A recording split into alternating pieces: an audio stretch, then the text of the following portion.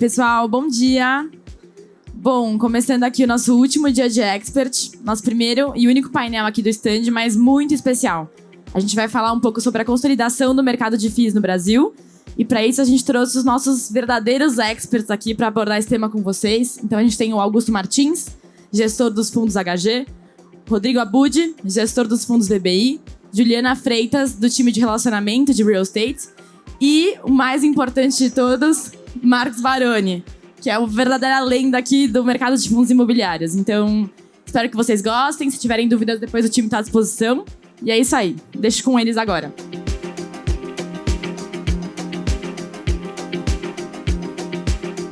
Em nome do Pátria, gostaria de agradecer a sua presença, Baroni. É um prazer enorme contar com você mais uma vez aqui, né? Que a gente já fez um painel aqui em 2022. Sobre um tema que é super relevante, acho que no momento que nós estamos vivendo, que é a consolidação do mercado de fundos imobiliários. Para começar, eu gostaria de fazer uma pergunta para você, falando um pouco sobre a evolução, né, do mercado de fundos imobiliários, que foi criado há aproximadamente 30 anos, mas que tem ficado mais popular desde a isenção fiscal, mas que passou por diversos momentos de evolução. Eu queria te fazer uma pergunta de saber como é a sua visão, como você avalia que é o momento do mercado que nós estamos vivendo hoje, considerando que a gente tem aí aproximadamente 3 milhões de investidores individuais e que é um mercado predominante de pessoas físicas. Bom, pessoal, obrigado pelo convite, obrigado, Pátria, Abud, Augusto, Ju, todo mundo por aqui. Você colocou muito bem, eu acho que a indústria de fundos imobiliários existe há 30 anos, só que nós talvez tenhamos começado a terceira geração, né? Onde efetivamente os fundos vão se consolidando e criando cada vez mais valor com a prática de uma gestão ativa, né? No passado, os fundos nasceram de uma maneira muito embrionária. O nome do fundo era o nome do prédio, o nome do locatário. Depois criou-se um modelo supostamente de gestão ativa, mas ainda também sem saber muito bem como é que aquilo funcionava, porque você precisava embarcar um DNA imobiliário que naquela época não tinha, e que essa terceira geração agora sim conquistou. Só que essa terceira geração ela começou efetivamente a ganhar tração em 2017 e 2018, quando a gente viu os fundos imobiliários ganharem muita relevância ali em 2019, e depois veio a pandemia e esse crescimento acabou ficando um pouco mais dificultado. No entanto, a indústria foi encontrando alternativas dentro dela mesma. O mercado encontrou solução dentro do próprio mercado, que passa justamente por essa consolidação de fundos, de gestoras, de profissionais. A gente sabe que a gestão de recursos é feito por gente. Você precisa realmente contratar talentos, reter talentos. E os portfólios imobiliários precisam realmente se consolidar para que eles fiquem cada vez mais capazes de acessar as principais operações imobiliárias. Então, o tamanho é sim muito importante. A liquidez é muito importante. Ter profissionais com DNA imobiliário é muito importante. Então, o que eu percebi nesses últimos anos é que a indústria de fundos imobiliários está crescendo regularmente, ainda que o juros saiu de 2 e chegou em 13,75. Se a gente voltasse no tempo, né, Augusto? Há 10 anos atrás e imaginássemos essa possibilidade, era zero de acontecer. A correlação era muito forte. Eu vejo que hoje a correlação ainda existe com relação a preço. A gente ainda tem essa pressão de não deixar a cota destravar, ela andar, mas, por outro lado, nós estamos vendo novos investidores chegando, sim, com uma perspectiva de mercado imobiliário como deve ser.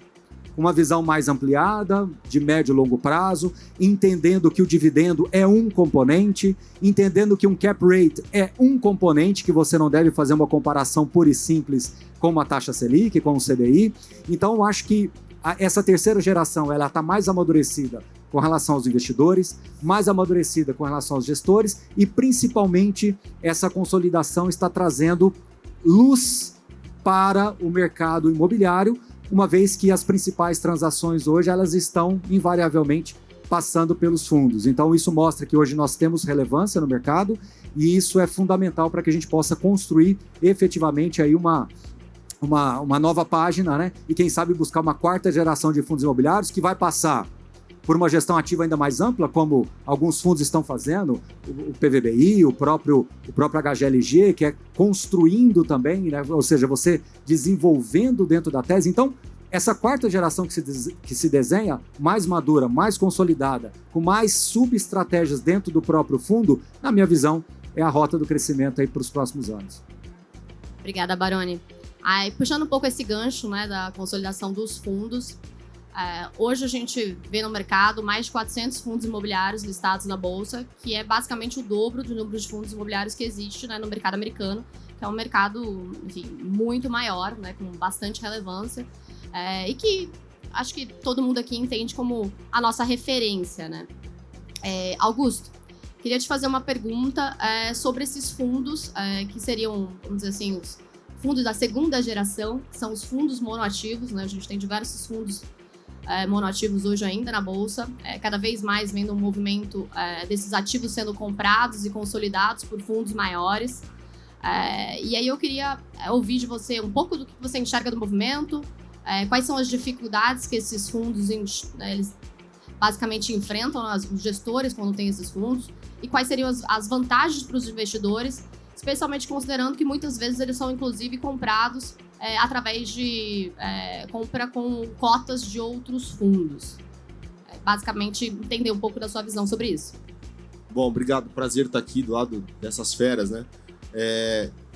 Eu tenho plena convicção que esses fundos monoativos vão acabar. Todos. Talvez tenha um ou outro que tenha ficado aí por algum motivo, mas a gente tem o caso do HGPO e tem tantos outros que já aconteceram, né? Tinha no passado o FVBI. Por quê? Porque a dinâmica de fundo imobiliário, a beleza do fundo imobiliário, ela é melhor com a escala. Por quê? Porque para um fundo imobiliário ele ser saudável, ele tem que ter escala, ele tem que ter diversificação no ativo, ou seja, locatários, ativos ou créditos, se for um fundo de CRI, e ele tem que ter um passivo heterogêneo. Para quê?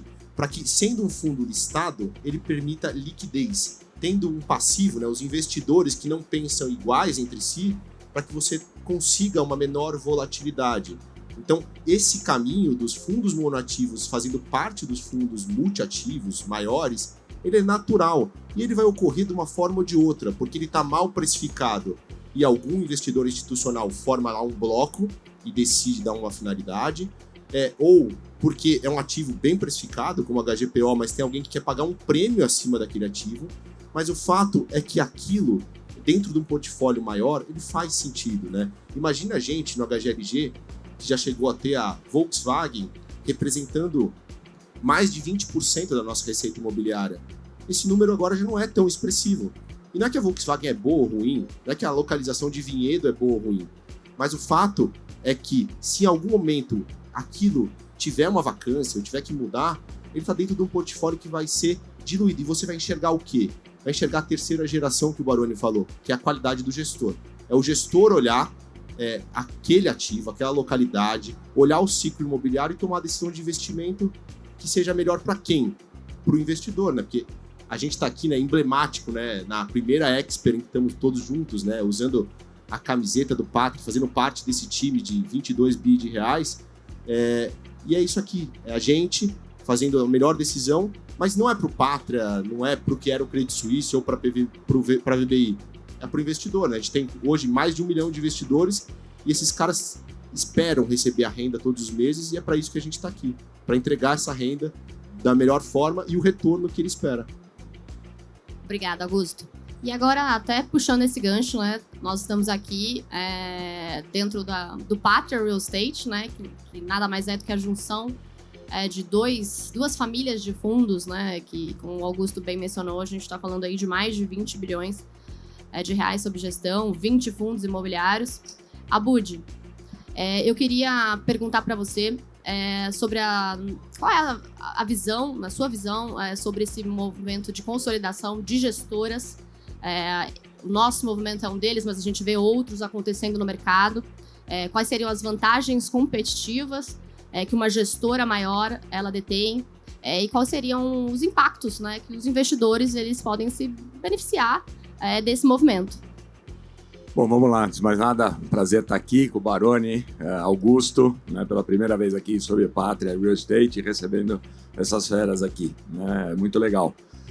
Com relação à consolidação ou evolução da indústria, é um movimento meio que natural. Né? A gente teve todo esse desenvolver da indústria. Se a gente olhar aqui há 10 anos atrás, 2013, o que era essa indústria, o que nós estamos hoje, é assim, não dá para comparar. Em 2013, 2014, a gente começa o ano com 100 mil investidores. Né? A gente tinha 100 fundos, era uma característica de fundo imobiliário, era um produto que vender cota de fundo era quase que vender um flat. Né?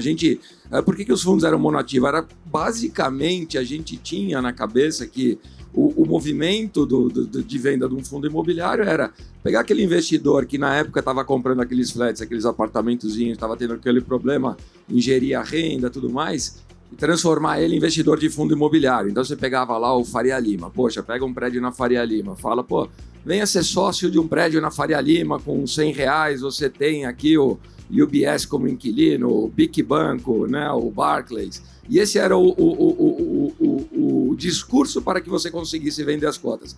A indústria foi evoluindo, né, foi cada vez mais aparecendo a figura do gestor ativo, né, e cada vez mais minguando, né, a representatividade única do ativo. Né, e é esse o momento que a gente começa a ver, então, como o Baroni falou, nessa virada de 2017, 2018, e a gente começa a ver cada vez mais os fundos de gestão ativa crescendo, tudo mais. Né?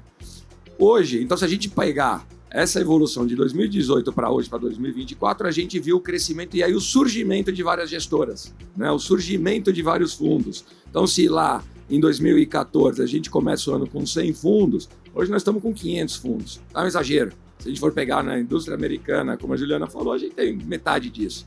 Tá? É uma indústria, assim, 20 vezes maior que a nossa. E não precisamos ir longe. Falar, não, nos Estados Unidos são outros números. Pega na Austrália, né? O maior REIT australiano tem 70 bi de dólares de patrimônio líquido. É maior do que a indústria inteira brasileira. Né? Então nós estamos num momento que é o seguinte, essa consolidação é uma realidade, ela veio para acontecer, cada vez mais a gente vê o agrupamento, né? Se a gente for olhar dentro dos fundos da casa, o RVBI hoje, o RVBI nada mais é do que 5 fundos juntos, né? O próprio PVBI, o PVBI tem dentro dele também 5 fundos, ele nasce com o FVBI, mas depois a gente traz o Delan, traz o Velol, traz o PATC, né? Traz uma série de outros ativos, né? Que ele acaba sendo a consolidação. Então isso é natural e nós estamos, então, como o Baroni falou, inaugurando essa 4ª geração. E qual que será essa 4ª geração?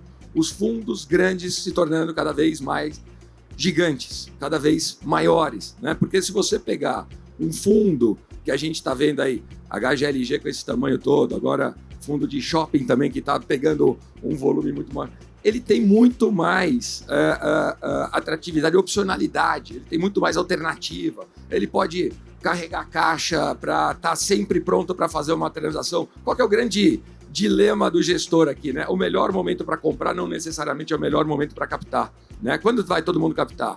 Poxa, quando o CDI está baixo, né? O fundo imobiliário surge como uma classe de alternativos, eu quero sair daquele CDI a 2%, então eu vou investir em produtos alternativos. Nesse momento está todo mundo vindo para cá, o preço dos ativos estão mais altos, né? Qual que é o melhor momento para comprar? Quando ninguém está olhando, né? Como que eu faço isso? Aí é o desafio do gestor, né? Poxa, eu tenho que pagar com cotas, eu tenho que alavancar, Poxa, é o desafio do gestor. Imagina se você tem um fundo de patrimônio líquido de 10 bi que está carregando 300 milhões ali em caixa. Não faz zero, né, cócega no dividendo, mas você tem sempre 300 milhões para fazer um grande negócio. Ou você pode cada vez mais investir em desenvolvimento, que vai gerar aquele crescimento futuro. Né? E outra coisa também que é muito importante, ele sofre cada vez menos com a volatilidade. Quando você tem, o juro subiu, e aí o que acontece? Todo mundo vende, derruba a cota daquele fundo que tem 500 milhões, que tem 1 bilhão, 1 bilhão e meio, derruba a cota, fala, putz, esse fundo tá ruim. Então aí começa aquela acelerada, todo mundo a vender. Né? Você pega um fundo de 10 bilhões, vai ter o pessoal que vai ter o pânico, mas que vendeu 100, 150 milhões não faz cócega também. Né? Então nós estamos muito animados dentro do Pátria para inaugurar ali esse 4º capítulo da indústria de real estate, né? E graças a Deus, aqui dentro hoje, com todas essas consolidações que a gente tem feito, a gente está super bem posicionado em diversas diversas frentes, né? Pô, se a gente for olhar aqui dentro, o que nós temos de logística? Pô, entre LVB, Patiel e HGL, temos 8 bi, 9 bi de patrimônio, né? Somos o maior de escritórios, temos uma posição muito grande nos fund of funds, nos hedge funds, no crédito, né? Então a gente tem aqui elemento para, em diversas frentes, né, capturar muito e cada vez mais acelerar esse processo de consolidação, que é a tendência do mercado daqui para frente. Bom, Baroni, todo esse processo que o Abud mencionou, dos fundos ficando cada vez maiores, tem atraído um perfil diferente de investidores, que são os investidores institucionais, que têm feito investimentos consideráveis na classe. E eu queria ouvir de você um pouco da sua visão sobre esse movimento, dessa ampliação, né, do passivo dos fundos, e por que esse passivo é tão importante para a classe. Tá bom. Bom, primeiro, só para traduzir, quando fala passivo, não é a dívida, o passivo são a base de cotistas, só para deixar todo mundo na mesma página. Ju, a sua pergunta é exatamente o prenúncio de tudo isso que nós estamos conversando. Nos Estados Unidos aconteceu exatamente a mesma coisa. Quando os fundos de pensão, quando os institucionais começaram a olhar o mercado de REITs, virou o que virou. Então eu acho que a gente está, talvez daqui a algumas experts aí pela frente, a gente vai estar lembrando desse momento, falando, lembra quando os investidores institucionais chegaram? Lembra quando eles começaram a se interessar? Esse é o prenúncio de uma rota de crescimento imensa, porque hoje nós temos, vamos falar em grandes números, tá? 250, pouco mais, pouco menos, bilhões em patrimônio. Na poupança deve ter quanto? Um tri. A indústria de fundos de investimentos como um todo deve ter uns 6 tri, alguma coisa assim. Então, por mais que a gente esteja observando esse crescimento, a avenida é muito maior. E o prenúncio é exatamente a chegada dos institucionais. Então, é um marco, na minha visão. Quando você está dentro da história, é difícil você dizer exatamente o marco zero da coisa, né? Mas eu acho que nesses últimos 1 ano, 2 anos no máximo, e o que a gente está começando a ver agora é o começo de uma longa estrada que vai ter realmente um capital muito maior e mais sofisticado. Isso vai ser muito melhor também para os gestores, porque eles vão conseguir, primeiro, se planejar melhor para fazer essas aquisições e eles vão melhorar a governança, vão melhorar o nível de transparência, vai institucionalizar também as gestoras cada vez mais. Então, eu acho que é um jogo de ganha-ganha. Os cotistas, pessoas físicas, eles ganham também, fica um mercado mais sofisticado, fica um mercado ainda melhor observado, mais amadurecido. Agora, o grande desafio chama-se filtro, né? Porque o cardápio é grande, então você tem que saber também usar os seus filtros para que você possa ficar cada vez mais próximos desses gestores que têm atraído esses processos de consolidação, esses processos de crescimento sustentável, de gestão de equipe cada vez melhor, nível informacional ficando cada vez melhor também. Então, eu acho que tudo vai acontecendo naturalmente. E, Baroni, eu não sei quando que é o marco zero, mas se tiver uma foto, eu acho que a tua foto tá junto ali, hein? Não sei qual é o dia, mas você tá lá, Suno junto também ali, né? Bom, voltando aqui, trazendo o mercado americano como referência, né? Um mercado de mais de $1 trilhão. Quando a gente olha hoje o nosso mercado, a gente vê que é um mercado concentrado em poucos segmentos, sendo que 40% você tem ali são fundos de recebíveis imobiliários. E dentro do mercado americano tem diversos segmentos que a gente não tem atuação hoje, né, no Brasil. Augusto, puxando esse gancho, né? O que você entende que vai ser o nosso mercado, o mercado de fundos imobiliários? O que teriam de oportunidades e novas frentes de investimento que você imagina daqui para frente? É interessante porque, né, dadas grandes diferenças dos mercados, eu acredito muito que você vai ter sempre os ativos muito grandes dentro do que é o core real estate, né? Que é o quê? São as principais classes de ativos, com ativos prontos, gerando renda. Isso é uma verdade também nos Estados Unidos, né? A gente às vezes tem essa percepção da jabuticaba, Baroni falou bem, a gente acha que o mercado americano começou com o institucional. Ele não começou. Começou com umas pessoas físicas, igual aqui, e foi tendo as travas de valor, né? Então, aqui, em termos de segmento, também é a mesma coisa. Ou seja, quais são os grandes segmentos de tijolo? Escritório, varejo, logística. onde que tem uma grande lacuna, uma grande diferença, que acho que em algum momento chega, é o residencial, né? Lá, globalmente, o multifamily, né, que é o residencial para renda, é muito grande, não só nos Estados Unidos, mas no mundo inteiro. Aqui, esse mundo institucionalizado ainda é pequeno. A gente mesmo teve um fundo, era o HGRS, fez um ciclo legal, entregou 22% de retorno, né, líquido de taxas, mas esse é um segmento que em algum momento chega. Né, o residencial em fundo imobiliário, como no crédito, no residencial para renda, ou talvez uma incorporação imobiliária numa estrutura que faça sentido. O fato é que tem escala e isso vai chegar. Outros segmentos vão estar sempre presentes, mas eu acho que sempre como um segmento de nicho. É a história do data centers, é a história do senior living, né, que é residencial para terceira idade, e tantos outros que vão ocorrer. Um outro segmento que não é exatamente fundo imobiliário, vai ser muito grande, é infra, ou seja, o Brasil tem uma necessidade de recursos para infraestrutura, tem algumas similaridades, apesar de não ser igual com ativo imobiliário, esse negócio vai ser grande. Então acho que a gente vai perseguindo, mas me parece natural que os segmentos que já são grandes hoje vão continuar sendo grandes e os maiores no futuro. E vão ter outros que ainda... O agro é uma coisa, né? Assim, o tamanho do PIB no agro é gigantesco, esse negócio vai ser grande em algum momento. Mas... E esses outros que a gente vê de nicho, eles vão existir, mas eu acho que sempre como nicho. Vão ser importantes, vão surgir, né, vão se consolidar, mas bem menores do que os segmentos core, né? Abud, também nessa linha, né, você enxerga outros segmentos, outras oportunidades dentro do mercado de fundos imobiliários? E queria que você comentasse um pouco também basicamente do nosso horizonte de médio prazo, né? O que você imagina que a gente tem de visão para fundos imobiliários, agora pensando mais agora no médio prazo? Bom, então vamos lá, vamos dividir em duas partes essa resposta, né? Acho que em termos de evolução, a continuidade da evolução, a gente está vendo aí a consolidação, os fundos cada vez maiores, né? Isso do ponto de vista aqui da gestão, né, e da reorganização da estrutura ou do número de fundos. Outras mudanças regulatórias que podem ajudar muito, né, que estão começando ali, acabaram de ser sancionadas ali, né, e que cada vez mais ajuda também nessa questão de liquidez e de trazer novos investidores, são essas coisas. Poxa, esses últimos meses, essas últimas semanas, foi aprovada a alavancagem dentro dos fundos. Pode ajudar muito nessa questão das transações quando o momento está difícil para captar, né?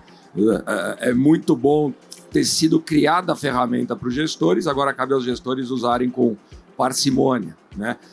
Outras medidas que também podem impulsionar e cada vez mais atrair outros perfis de investidores para a classe de fundos imobiliários, que a grande beleza dela, por que atraiu 2.700.000 investidores pessoa física? Porque é uma classe muito bem regulada, muito bem organizada. Você comprando ali, se você fizer o seu trabalho de casa, você sabe o que você está comprando, você sabe o que tem por trás, você sabe o perfil do ativo, você sabe quem é o gestor, né? E todas essas evoluções regulatórias serviram muito para que a gente chegasse onde a gente chegou. E a gente continua evoluindo, né? Essas últimas semanas também foram aprovadas a questão das negociações a termo no fundo imobiliário, né? O aluguel, shortear, toda aquela coisa que pode ajudar muito a entrar outras classes de investidores. A gente diminuiu um pouco essa dependência que a gente tem com 2.700.000 pessoas físicas e cada vez mais que entre institucionais, entre fundações, entre fundos multimercados, e vai ajudando cada vez mais essa profecia a se autorrealizar, né? Uma profecia que à medida que a gente vai gerando liquidez, vai entrando novos investidores, à medida que vai entrando novos investidores, vai gerando liquidez. Então essa profecia autorrealizável pode ser impulsionada, pode ser destravada com essas questões, essas medidas regulatórias, né? Falando então em termos de classes de ativos, o que a gente terá daqui para frente, né? Eu acho que quando a gente considera, quando a gente olha os REITs americanos, a gente olha os 10 primeiros, né?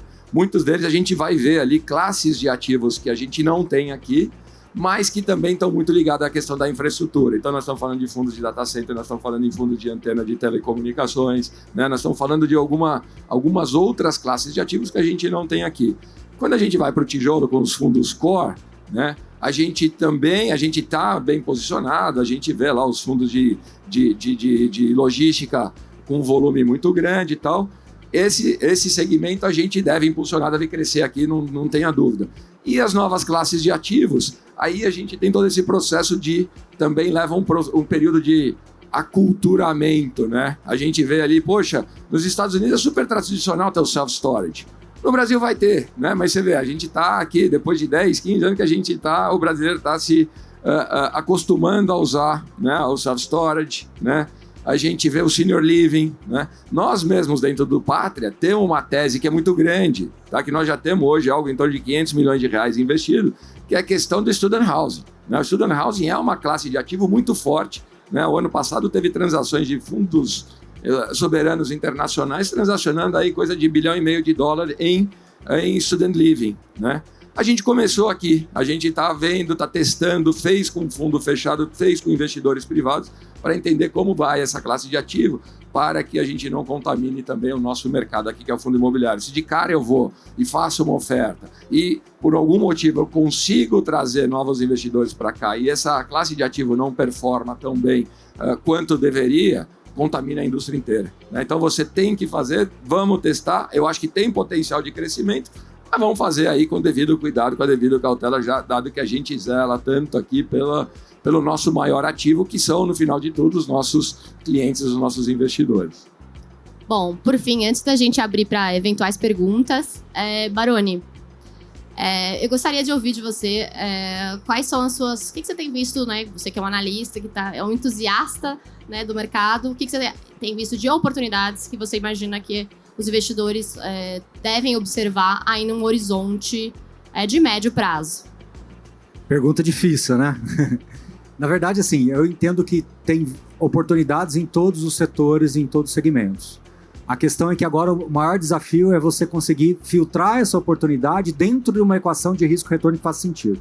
Então, por exemplo, você pode ter um ativo de escritório, que pode ser uma oportunidade, mas ao mesmo tempo você olhando, você vai enxergar que tem algumas barreiras que têm que ser preenchidas. Tem que reduzir uma vacância, tem que resolver algum problema de estrutura de capital, tudo bem. No caso, por exemplo, de shopping centers, você tem oportunidades, mas por outro lado, você tem que entender que vários desses principais fundos de shopping centers estavam carregando alguns resultados não recorrentes e que agora estão diminuindo. Então você vai ter que também fazer essa ponderação. Você tem ativos de renda urbana, que na minha visão é o principal vetor de crescimento. Eu acho que se a gente fechar o olho e acordar daqui 10, 15 anos, os ativos, os fundos que forem por essa linha talvez serão os que com maior projeção de crescimento, porque você tem vários elementos que combinam em bons resultados. Então você tem a capacidade de comprar ativos em maior quantidade, fazer vendas pontuais, pulverizadas dentro de players locais. Você tem a questão do ponto comercial que, à medida que o tempo vai passando, ele tende a se valorizar. Você tem a opcionalidade de converter aquele ativo em outro imóvel, a opcionalidade de vender aquele ativo, uma permuta com uma incorporadora. Então, onde você tem uma imensidão de possibilidades. Então, eu diria que hoje, se eu olhasse assim num escopo maior, e só para concluir antes de voltar aqui, você tem nos fundos de CRI também essa questão que nós estamos numa situação em que você tem os juros altos, a inflação ainda baixa, então alguns fundos de CRIs mal precificados também com relação a isso. Então também tem distorções, mas na minha visão, um fundo de renda urbana que tem um potencial de entregar resultado no médio e longo prazo, sendo negociado, alguns com desconto ou com um pouquinho de ágio, mas dentro de um valor patrimonial também deslocado para baixo, porque pelo fato deles terem muitos contratos atípicos, na hora de você fazer esse laudo de avaliação, fechar esse laudo, a taxa de desconto sendo mais alta, ela acaba impactando esse valor patrimonial, e diante de tantas opcionalidades que esses fundos ainda terão pela frente, eu diria que é uma classe que me agrada bastante hoje, porque ela é híbrida na sua essência, né? Ela tem não só os ativos clássicos ali de supermercados, tudo, mas também tem outros ativos ali dentro que tem uma vertical interessantíssima de poder extrair resultados. Então, dentro dos tijolos, eu acredito que os de renda urbana são opções interessantíssimas, e dentro dos fundos de crédito, aqueles que estão conseguindo entregar um resultado ainda sustentável, mesmo diante dessa assimetria entre juros e inflação. Obrigada, Baroni. Agora eu gostaria de abrir para saber se alguém tem alguma pergunta, se gostaria de fazer alguma pergunta para o Baroni. Eu sou investidor desde 2002 de fundo, estou satisfeito. E a indústria de fundo é uma indústria maravilhosa porque antigamente a gente só tinha um relatório, os relatórios foram... Hoje eu posso sentar na frente dos gestores e perguntar diretamente para eles. E a pergunta é o seguinte, existe uma ditadura hoje que você sabe que as pessoas físicas pegam informação e você é uma pessoa diferenciada na maneira que você fornece essa informação. E existem alguns dogmas que vão se formando que não são, às vezes, reais. Então, por exemplo, emitir abaixo do VP não pode de jeito nenhum. E a gente sabe que, às vezes, dependendo da condição, uma oportunidade que aparece para o fundo vai trazer um benefício para o fundo. Mas é o dogma de que não se pode emitir abaixo do VP. E, infelizmente, isso existe. E uma pergunta que está vindo agora é que, à medida que apareceram os fundos de papel e o rendimento ali mensal é maior do que o rendimento do fundo de tijolo, porque às vezes o cotista não entende que o prédio está valorizando, diferente da inflação que está pagando, a gente tem visto agora uma pressão pelos analistas, vamos dizer assim, de que os fundos têm que destravar valor para poder aumentar o rendimento, para meio que se equiparar aos fundos de papel. Então, lógico, você tem um ativo que valorizou muito, descolou muito da região, você tem que destravar, mas a minha pergunta para você, Baroni, e para o Abud, para o Augusto, é o seguinte: vocês têm essa pressão de, eu tenho aquele ativo bom, tá ali, tá funcionando, no HGPO, né, eu sou um cotista de todos, mas eu tenho que vender porque o mercado está me exigindo vender para eu aumentar minha renda, porque o cara, senão, vai migrar para um fundo de papel e isso tudo. Vocês sentem essa pressão como gestor? Eu acho que o analista, o gestor, ele não tem que ser popular. Ele não tem essa obrigação de querer jogar para a galera. Eu acho que ele tem que apresentar realmente a visão dele dentro de um contexto. Infelizmente, não só em fundos imobiliários, mas num todo, muitas das coisas que são ditas e conversadas e reverberadas na internet, elas são feitas fora de contexto. Então é muito importante sempre você trazer cor dentro do contexto.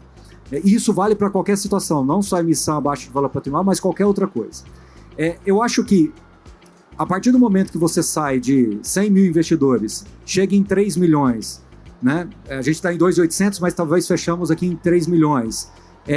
E possivelmente podemos chegar em 5 logo. Você tem um processo de educação que passa não só do investidor, mas para o assessor de investimentos, para o gerente do banco que oferta, dos próprios analistas, dos próprios formadores de opiniões, dos próprios jornalistas. Ou seja, esse processo de educação, ele é lento e gradual. E quando eu me propus a fazer esse trabalho, eu tinha convicção de que eu teria vários desafios. Por isso que a gente tem que enfrentá-los, falando sempre com muita serenidade e procurando explicar caso a caso. Essa questão de você vender um ativo para equiparar ao rendimento do fundo de papel, ele jamais pode ser feito. Nem pelo lado do investidor, tampouco pelo lado do gestor. Por outro lado, o gestor ele tem sim um mandato em que, se ele encontrar um preço de saída que faça sentido gerar valor, mas que ele tem aqui, vou usar uma palavra em inglês, peço desculpas, que tem um pipeline aqui, que tem uma destinação de recursos, que possa agregar resultado, eu acho que ele tem, e aqui eu vou colocar entre aspas, ele tem quase que a obrigação de fazer, porque ele está mandatado para fazer. Mas ele não pode comprometer a qualidade do fundo. Ele tem que procurar sempre acordar todos os dias e procurar melhorar a relação risco-retorno do fundo. Não porque alguém está falando para fazer, não porque é bonitinho fazer, não porque se ele não fizer o concorrente está fazendo e aí o fundo dele vai ser negociado num múltiplo menor. Não, ele tem que estar fazendo porque ele não quer ser popular, não é porque ele está jogando para a galera, porque ele acredita que aquela é a melhor decisão de investimentos. De novo, esse aculturamento, esse processo de educação, ele é lento e gradual. E a gente sempre tem que imaginar que estão chegando novos investidores. Quando você vê 50 mil novos investidores que chegaram do mês passado, né, para o anterior, você tem que imaginar que o nosso trabalho quintuplica, né? O que essas pessoas recebem no RI é tão desafiador quanto o que eu recebo no plantão de dúvidas, quanto eu faço numa live e leio um comentário. Mas se a gente não enfrentar, quem vai enfrentar no nosso lugar? Então a gente tem que ter a serenidade de responder, a serenidade de educar, mas tendo a certeza de que o processo de educação ele vai ser contínuo, ele nunca vai terminar. Então a gente tem que ter essa tranquilidade de enfrentar esses assuntos espinhosos, mas procurando aí sim ter a convicção. A única certeza que eu tenho é que esse funil, ele funciona. Ou seja, nos anos anteriores, dos anos para cá e nos futuros, sempre vai acontecer um funilamento, vai acontecer uma seleção natural, e aqueles gestores que jogaram menos para a galera, mas que fizeram um bom trabalho, ele vai ser reconhecido. Isso eu tenho convicção, que se eu não tivesse essa convicção, eu talvez nem estaria te dando essa resposta, tá bom? Eu vou te complementar aqui um pouco rapidinho com a visão, então, do gestor, né? Quando a gente toma as nossas decisões aqui, a última coisa que a gente pode fazer, né, é jogar para a galera ou se deixar influenciar, tá? Vamos pegar um exemplo aqui, se eu for pegar o exemplo do PVBI, hoje um fundo que tem 3 bi de patrimônio quase, né, então, eu acho que desde a concepção dele em 2020 não teve uma transação que a gente fez que tenha sido falar, poxa, parabéns, sempre vai ter alguém criticando, pô, pagou caro para não sei o que, tem o risco do inquilino grande e tal. Não existe unanimidade, né?